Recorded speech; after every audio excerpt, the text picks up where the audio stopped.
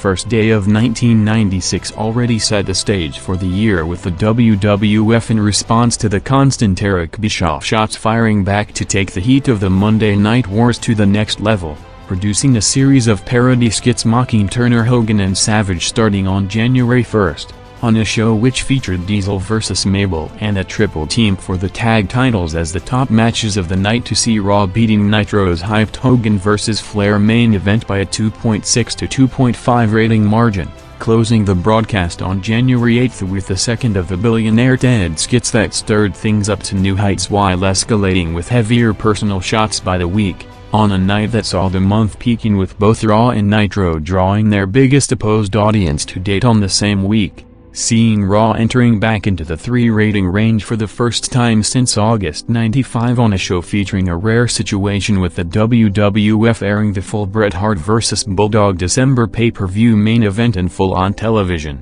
in addition to the second skit with the heaviest shot to date implying that Hogan and Savage jumped to WCW to avoid the WWF's stricter drug testing policy, with January 15th seeing several significant points for the present and future taking place throughout the night, with ringmaster Steve Austin, after making his WWF TV debut alongside Ted DiBiase the previous week, working his first ever match on Raw to go over Matt Hardy, along with the first Undertaker vs. Glenn Jacobs match in the main event spot, before closing the show with a Wild Razor vs. Goldust brawl outside the building, with Raw having its second biggest number and third rating victory of the month with a 2.9 on January 22nd, coming a day after the Rumble pay-per-view with a Razor vs. Hunter match and a Bret Hart vs. Goldust main event. With the Monday Night Television competition taking center stage as the biggest talking point in the industry while heating up by the week, making it clear that the TV product of both companies is now a weekly spectacle, with the days of it being used as a tool to advertise house shows and pay-per-views are long in the past. The WWF, still handicapped by its taping schedule, put on a loaded card on its first live broadcast of the month on February 5th, with Michaels and Diesel against Bulldog and Yoko opening the show, followed by one of the biggest matches in Raw history to date, with a Rumble pay-per-view rematch of Bret Hart vs. Undertaker for the title in the main event quarter, increasing to a 2.7 rating, which wasn't enough to beat Nitro's own loaded card with Savage, Flair, Sting, Luger and the Road Warriors working hyped matches opposite, and with the company's rivalry catching fire, to put all previous personal issues aside to concentrate on any possible advantage to boost business. February 19th saw a major announcement with a promo hyping the Ultimate Warrior's return to the WWF for the first time in 4 years, as Raw, now with the added star power of Roddy Piper as the on-screen commissioner and the start of the Warrior hype, closed February with its strongest number since Nitro went on the air, drawing 2 consecutive 3.1 ratings, with February outside the Warrior promo seeing a Razor vs. Goldust IC title match in the pay-per-view rematch, followed by Taker vs. Tatanka headlining the show, closing the month on February 26th with the WrestleMania 12 main event being made official in a big star power promo segment, with Bret Hart and Shawn Michaels going face-to-face in an interview with Vince McMahon, to see Roddy Piper announcing the 60-minute Iron Man match in the biggest combined viewership to date, with both programs entering the 3 rating range simultaneously for the first time. With both matches announced a week in advance, with the company kicking the build-up into overdrive with their WrestleMania main event now officially set, and a rare opportunity to hook viewers with Nitro not airing on the night. Raw spiked big on March 4th with Shawn Michaels and Bret Hart set for rare TV singles matches on the same night, as Shawn Michaels vs. Sean Waltman opened the show, with Bret Hart vs. Hunter Hearst Helmsley closing it half an hour later, resulting in a show which also featured the official announcement of Ultimate Warrior's return match for the WrestleMania pay-per-view, drawing a 3.6 rating with over 3.4 million viewers in its most watched broadcast in over 7 months, with the WWF continuing the road to WrestleMania 12 with the biggest opposed audience of the month on an eventful night coming on March 18th. with the show in addition to a Bret vs. Tatanka main event seeing rare house show footage from the company's biggest non-pay-per-view MSG event in years of Diesel laying out Taker and Bret and turning heel to attack tag partner Michaels in the build to the Diesel vs. Taker Mania match, along with strong video packages building up the significance of the Hart vs. Michaels match as an era-defining clash, with each hyping their WrestleMania main event in 2 weeks doing a 2.9 rating. 24 hours after winning the WWF title for the first time in his career, Raw on April 1st saw Shawn Michaels' follow-up title win promo with Vince McMahon, with him now after years of working to get to the position, facing a tough challenge to carry the load as the top guy, with Bret Hart written off television and Hall and Nash already giving their notice, leading Raw, which in addition to a Taker vs. Bradshaw main event while also seeing the TV debut of Mick Foley as Mankind, getting the Post-Mania boost to draw a 3 rating in Raw's first victory in over a month, with April 8th seeing new milestones being set to unprecedented levels, as the show going unopposed with Nitro pre-empted on TNT due to the NBA playoffs, seeing Ultimate Warrior making his WWF TV return for the first time in 4 years since the publicized dispute with Vince McMahon, with Warrior's first appearance in years in front of the wide audience, which was held off since his return announcement for over a month, placed in the second quarter in a promo confrontation with McMahon and Goldust to set him up as his next opponent, on a show also featuring a Shawn Michaels vs. Jerry Lawler main event with Diesel on commentary building up his final televised match in the company against Michaels on the next pay-per-view, spiking Raw huge to shatter every record in show history, drawing an all-time record 4.7 rating with over 3.1 million homes and over 4.5 million viewers, making it the most watched weekly wrestling show in cable TV history and the biggest audience to watch a first-run wrestling broadcast since the WWF's Saturday Night Main Event specials in the early 90s, with Raw coming off the massive momentum from the record number decisively beating Nitro over the next 2 weeks with strong 3.1 and 3.3 ratings for shows featuring Goldust continuing the build to the Warrior pay-per-view match and Bret Hart's first comments since WrestleMania, with footage of him leaving the building immediately following the Michaels match in a worked shoot angle building to a rematch later in the year,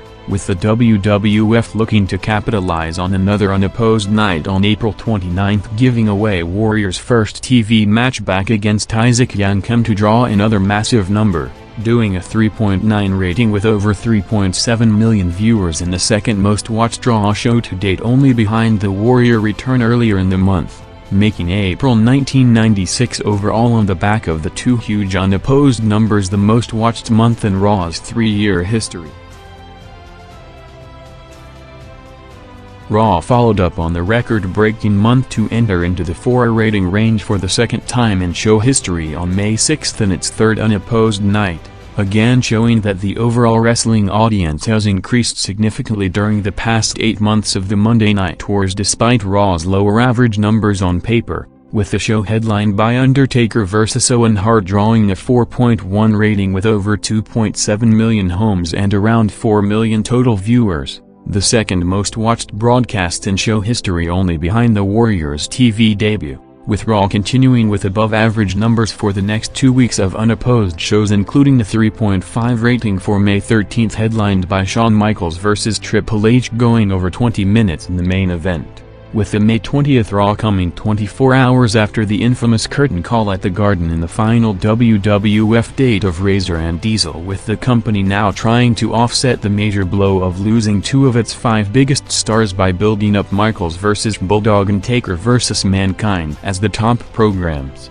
with May 27 seeing the start of the second phase of the Monday Night Tours, with Nitro extending to 2 hours from 8 to 10 p.m. to feature one of the biggest game-changing moments in history, with Scott Hall making his debut, leading to Raw loading up the show with a rare Warrior TV match against Goldust along with a Vader vs. Ahmed Johnson match closing the show, drawing one of its most impressive opposed numbers to date with a 3.3 rating despite Nitro having a 1-hour lead-in, with the impact of the unadvertised Hall debut set to be known next Monday.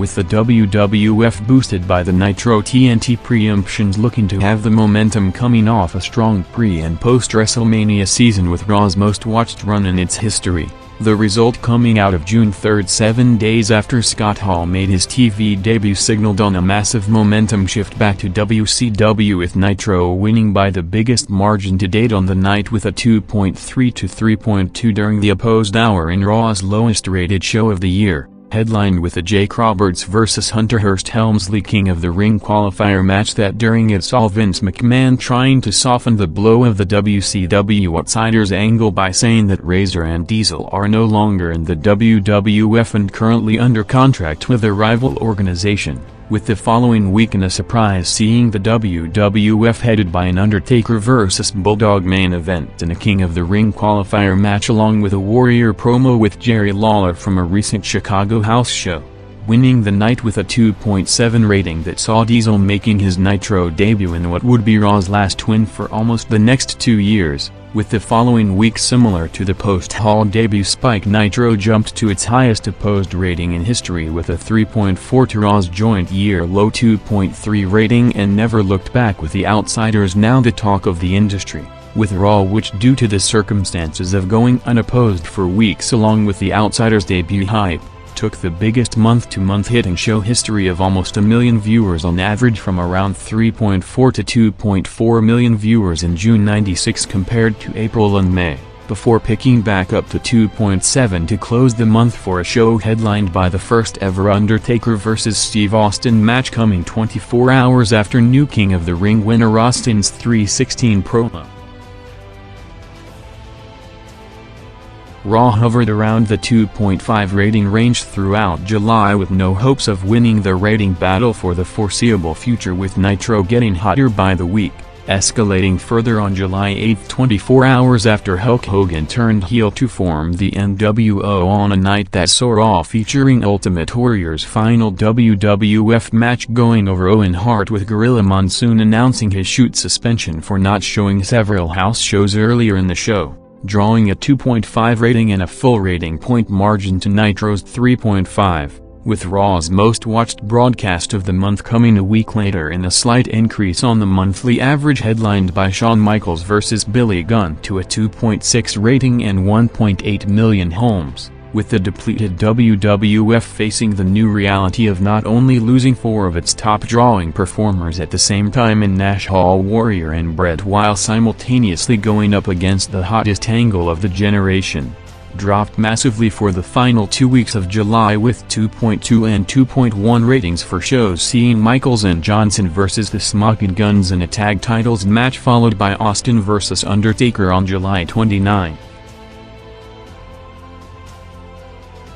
With concerns about a potential viewership freefall coming off the past 2 weeks, Raw rebounded strong on August 5 to go neck and neck with Nitro for the first time since Hall and Nash debuted, drawing a 2.8 to Nitro's 3 rating, driven entirely by a big 11-man battle royal going almost 30 minutes that spiked the broadcast huge from a 2.2 opening quarter to a 3.5 rating in the closing, setting up Ahmed Johnson as Michaels' next challenger, with the next 2 weeks seeing Raw's viewership rollercoaster continuing first by falling to one of the lowest ratings in show history on August 12 with a 2 rating and 1.3 million homes, followed by an even stronger rebound a week later with the day after SummerSlam jumping to the highest rating in 3 months with a 2.9 rating and almost 2 million homes in the most watched Raw since Hall showed up on TNT, with the company in addition to a Michaels vs. Yokozuna main event taking notice of the massive spike for the Battle Royal 2 weeks earlier to feature Austin Cena, Goldust and Vega in another 4-way Battle Royal that saw the concept again showing big interest to peak the night at over a 3 rating.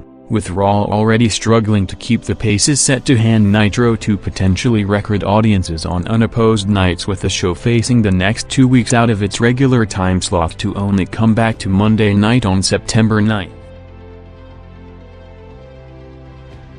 September 9 saw Raw returning to Monday night with a bomb, seeing Jim Ross announcing that Razor and Diesel are in negotiations to jump back to the WWF. trying to recreate the intrigue of the Outsiders angle that changed the game in June, including going as far as JR in addition to cutting a worked shoot promo against the company, promising Hall and Nash appearing on Raw on September 23 in hopes of popping a number on the night, with the show which earlier in the night saw the real Hall and Nash mocking the angle on the live Nitro broadcast on TNT, seeing the debut of a fake Razor to the joint lowest rated Raw of the year with a 2 rating, with the show instead of a potential curiosity boost having one of its lowest rated months to date, averaging around 2.1 million viewers in September '96, coming off the 2-week preemption and Nitro drawing the 2 most watched shows in its 1-year history, with the 2.4 rating on September 9th, which outside of the Razor Diesel hype saw Undertaker vs Salvatore Sincere on top, also the highest rated show of the month. New all-time low was set on October 14th, with Raw dropping below the 2 rating range to make the 1.8 on the night the lowest rated regular time-slot show in its over 3-year history, with the main event which saw Shawn Michaels vs Steve Austin in the final quarter between 9:45 to 10 p.m. after major hype from the announcers throughout the hour, building it as one of the biggest matches in Raw history, facing strong competition to drop to one of the lowest rated segments of the year with a 1.7 rating, while being doubled by Nitro's 3.4 for the show closing NWO segment going head-to-head, with the WWF getting positive news on several fronts over the next week with the signing of Bret Hart to a new long-term contract to put an end to talks of him jumping to WCW, with October 21st in addition to the promoted in-ring return of Curt Hennig built around the live announcement on the future of Bret Hart in his first appearance since being written off TV after WrestleMania 12.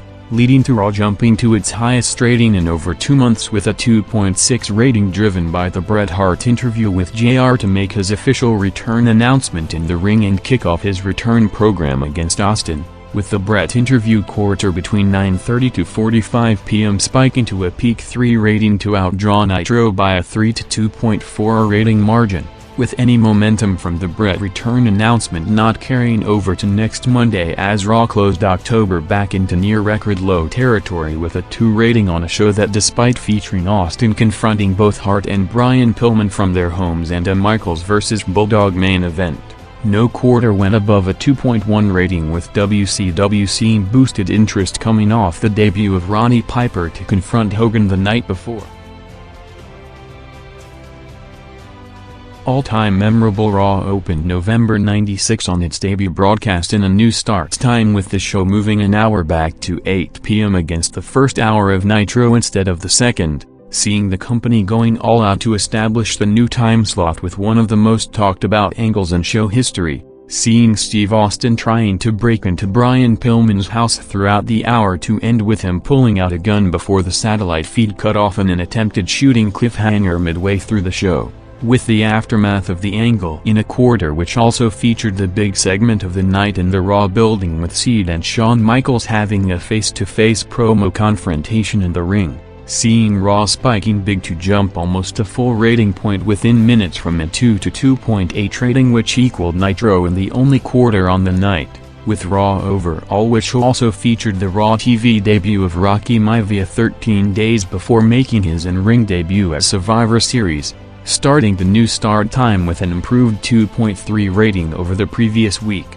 with the highest rated show of the month coming a week later with a 2.5 rating for the go-home show to the pay-per-view, driven by the build-up to the 2 top matches, with the opening tag match of Michaels and Cede against Bulldog and Owen, along with the final quarter featuring Austin vs Holly and a show-closing angle of Austin going into Bret's locker room, both drawing 2.7 ratings. With November 18th, despite coming a day after a memorable Survivor Series pay-per-view with the return of Bret Hart, elevation of Austin into a main event player, Rocky's debut, and a new WWF champion, with Cede going over Michaels, only holding steady with a slight drop to a 2.4 rating, with one positive being it getting closer to Nitro in the opposed hour with a 2.4 to 2.8 rating margin, with Raw closing the month drawing a 2.1 rating despite featuring Bret Hart's first TV match back in over 6 months, with his match against Owen starting the broadcast in the opening quarter to bring Raw the closest to Nitro on the night with a 2.1 to 2.5 rating margin.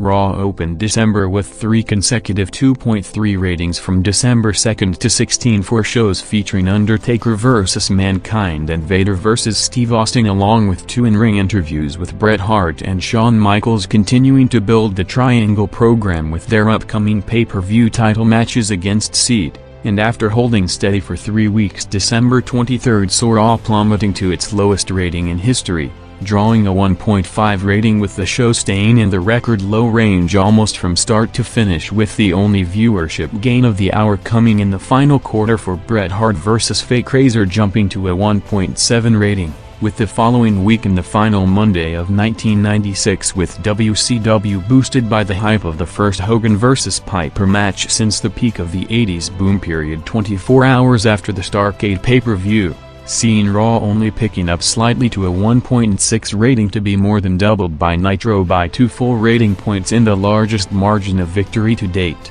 in the process making December the lowest rated month of the year on the back of the final 2 weeks drawing record lows, on a show seeing a Shawn Michaels-Bret Hart face-to-face confrontation as the big segment of the night, after trading shots that got more personal by the week in their build-up to their eventual rematch in 1997.